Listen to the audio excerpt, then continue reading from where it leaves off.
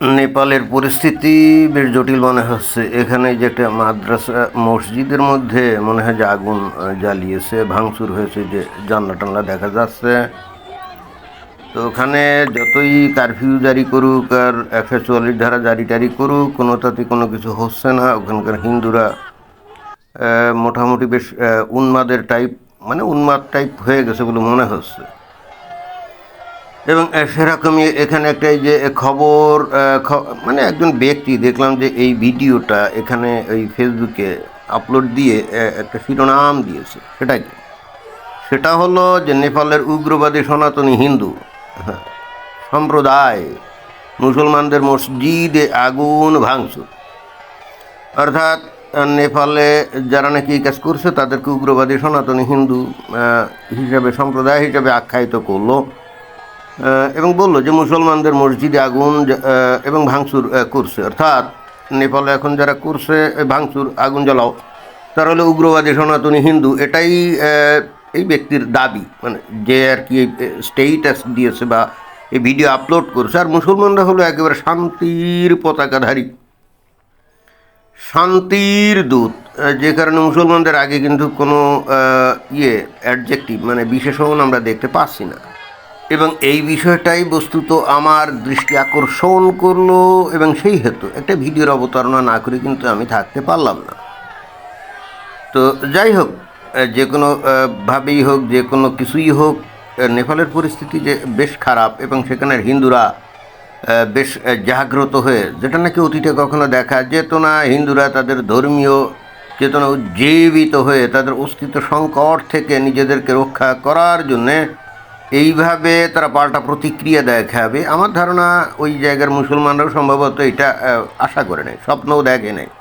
কারণ আমরা কিন্তু এই উপমহাদেশে কখনো হিন্দুদেরকে এইভাবে ঐক্যবদ্ধ হয়ে পাল্টা হামলা করার মতো এই ধরনের পরিস্থিতি খুব একটা বেশি আমরা দেখি নেই।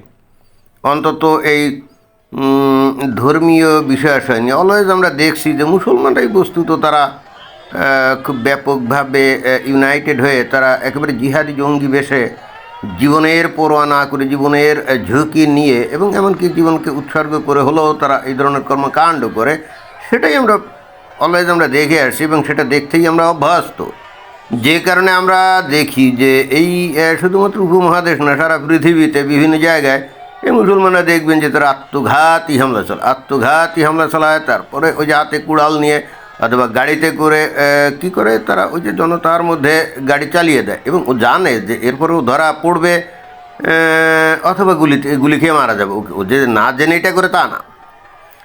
তো যাই হোক, এখন কথা হচ্ছে যে এখানে এক ব্যক্তি এই ভিডিওটা শেয়ার করে এখানে নেপালের এই হিন্দুদেরকে উগ্রবাদী সনাতনী বলছে, বাট মুসলমানদেরকে বলতে চাচ্ছে যে তারা খুবই শান্তিপ্রিয়, এবং বস্তুত আবহাওয়াটা এটাই বোঝাতে চাচ্ছে যে নেপালের এই মুসলিমরা শান্তিবাদী, তারা সাথে পাশে নাই, খামোখা একটা উত্তেজনা তৈরি করে একতরফা হিন্দুরাই তাদের উপরে ঝাঁপিয়ে পড়ে এখন তাদের মাদ্রাসায় বা মসজিদে আগুন দিয়েছে, তাই না? এটাই, বা ভাঙচুর করছে। অথচ বাস্তব বিষয়টা কি? বাস্তব যে বিষয় সেটা তোমরা জানি যে হিন্দুরা একটা জায়গা দিয়ে তাদের একটা র্যালি নিয়ে যাচ্ছিল, যে কি শিবের কোনো একটা উপলক্ষ, কি ওই যে ওই কী জানি ওই জল ঢালা না কি জানি বলে, ওরকম কিছু একটার জন্য যাচ্ছিল। তো তারা তো তাদের স্বভাব সুলভভাবে তাদের সাথে ওই র্যালিতে স্বভাব সুলভভাবে তাদের সাথে কী ছিল, ওই যে মাইক, তারপরে লাউড স্পিকার এগুলো ছিল। সেখানে এখন ডিজে গান বাজাচ্ছিল নাকি ধর্মীয় সঙ্গীত বাজাচ্ছিল কে জানে। তবে মনে হয় ডিজে গানও বাজাতে পারে, কারণ ইদানিংকালে হিন্দুরা তো ওই দেবদেবীর পূজার সময় ধর্মীয় সঙ্গীত বা ভক্তিগীতি টাইপ বাদ দিয়ে তারা তো ডিজে সঙ্গীতই বাজায়। এবং এই বিষয় নিয়ে কিন্তু আমি অনেক কথাও বলি যে এইভাবে ডিজে সঙ্গীত বা যদি এরকম লারেলাপ্পা মার্কা গান গেয়ে যদি পরিবেশে ভয়ঙ্কর পরিবেশ শব্দ দূষণ করা হয়, তাহলে ওই দেবদেবী যদি থেকেও থাকে, আমি যদি তর্কের খাতিরে ধরি যে দুর্গা, কালী, শিব এদের অস্তিত্ব আছে, কৃষ্ণ এদের অস্তিত্ব আছে, এবং এরা ওইখানে হাজির নাজিরা আছে, কিন্তু ওই ভয়ঙ্কর শব্দ দূষণ যখন এই হিন্দুরা ঘটায় তখন তো হিন্দুদেরকে অভিশাপ দিতে দিতে ওখান থেকে ভেগে যায়। তো যাই হোক, এখন সেটা ভিন্ন ব্যাপার। বাট কথা হচ্ছে যে এটাই তাদের এটাতেই তারা অভ্যস্ত হয়ে গেছে। এবং হিন্দুরা যে আসলে তাদের ধর্ম সম্পর্কে আদৌ কিছু জানে না, এবং তাদের ধর্মীয় অনুষ্ঠানগুলোর মধ্যে যে তাদের করতে গিয়ে তাদের মধ্যে যে ভক্তির কোনো লেশ বা সিটে ওঠা নাই, এটা বস্তুত আনন্দ উচ্ছ্বাস এবং কোনো কোনো ক্ষেত্রে বেলেল্লাপনার একটা মানে চূড়ান্ত নজিরে স্থাপন করে, এটাও কিন্তু বলতে হবে। এখন এই ধরনেরই কোনো একটা র্যালি হয়তো ওই নেপালের যে অঞ্চল যেখানে নাকি মুসলমান অধ্যুষিত সেখান দিয়ে যাচ্ছিল, এটা তো ভয়ঙ্কর অন্যায়। এটা তো ভয়ঙ্কর অন্যায়, তুমি মুসলমান অধ্যুষিত অঞ্চলের মধ্যে দিয়ে যাবা এবং যে মুসলমানদের কাছে ইসলাম ধর্ম অনুযায়ী এই যে শিবের যে মূর্তি টুর্তি বা পতাকা ধর্মীয়, তারপরে আবার মাইকে গান বাজনা সবই তো হারাম। তাহলে ওইখানকার মুসলমানরা তার সংখ্যায় যতই কম হোক, তারা তো চিন্তা করে যে এটা তো প্রতিবাদ করতে হবে। এবং এটা কিন্তু নবীর শিক্ষাও, যে এই ধরনের কোনো কুফুরিপানা বা ইসলাম বিরোধী কোনো কর্মকাণ্ড হলে সেখানে কিন্তু একজন মুসলমান থাকলে সেটা কিন্তু প্রতিবাদ করতে হবে। এবং প্রতিবাদ যদি না করে তাহলে কিন্তু তার জন্য বেহেশত হারাম হয়ে যাবে এবং জাহান্নামের আগুনে তাকে পুড়তে হবে। অতএব ধর্মীয় দায়িত্ব হিসাবেই কিন্তু ওখানে ওই যে মুসলমানরা এসে হয়তো হিন্দুদেরকে বলছিল, এই বেটা তোরা এত উচ্চস্বরে মাইকটাই কেন বাজাচ্ছিস, সেরকম বলছিল মনে হয়। তা এখন সংখ্যাগুরু হিন্দু দেশে হিন্দুরা তো স্বাভাবিকভাবে এটাকে ইগো হিসেবে ধরবে, তাই না? কিন্তু কী এত বড় দুঃসাহস, আমাদের দেশে তোরা থাকিস আর আমাদের উপরে এসে চোটপাট দেখাস, ব্যাস। এরপরে যেটা আমি শুনছি, মানে কোনো একটা জায়গা থেকে ওই হিন্দুদের উপর মনে হয় যে ইটের টুকরে এসে পড়ছে, কারো মাথায় লাগছে, একটু আহত হয়েছে, ব্যাস। তো ফলে হচ্ছে এখন তো মোটামুটি নেপালের বেশ কিছু অঞ্চলে তো এটা শুরু হয়ে গেছে মার দাঙ্গা, তাই না? তারপরে ওই মসজিদ ভাঙচুর, মনে হয় তাদের ওই যে মসজিদে যে পতাকা টতাকা থাকে এগুলো নামিয়ে নেপালের পতাকা তুলে দেয়া, তারপরে যে আগুন জ্বালানো, এগুলো হচ্ছে। এখন ইন্টারেস্টিং ব্যাপার হচ্ছে যে আমরা যদি বাংলাদেশের মিডিয়া বা পাকিস্তানের মিডিয়া দেখি, এখানে দেখবেন যে নেপালিরা কত খারাপ, তারা এইভাবে মসজিদের উপর আক্রমণ চালাচ্ছে, মুসলমানদের উপরে আক্রমণ চালাচ্ছে বলে কিন্তু তারা কিন্তু গলা ফাটিয়ে ফেলছে এবং একই সঙ্গে হিন্দুরা যে কত খারাপ সেটাই প্রমাণ করার চেষ্টা করছে। এবং এখানে স্বাভাবিকভাবেই এখানে মুসলমানরাই যে আসলে গণ্ডগোলের সূত্রপাত করেছিল এটা কিন্তু ভুলে যাচ্ছে, এবং সেটা তো ভুলে যাওয়ার কথাই, তাই না? কারণ মুসলমানরা তো কোনো অন্যায় করতে পারে না, তারা তো ভয়ঙ্কর শান্তিবাদী, অর্থাৎ তারা তো কোনো অন্যায় করতেই পারে না। আর যদি কিছু করে থাকে সেটা তো ইসলাম অনুযায়ী করছে, তবে সেটা তো অন্যায় না। অর্থাৎ হিন্দুরা তাদের ধর্মীয় উৎসব সহকারে যদি র্যালি নিয়ে যায়, এটা তো ইসলাম ধর্ম অনুযায়ী হারাম। তো এই হারাম কাজে বাধা দেওয়া এটা তো অন্যায় কাজ।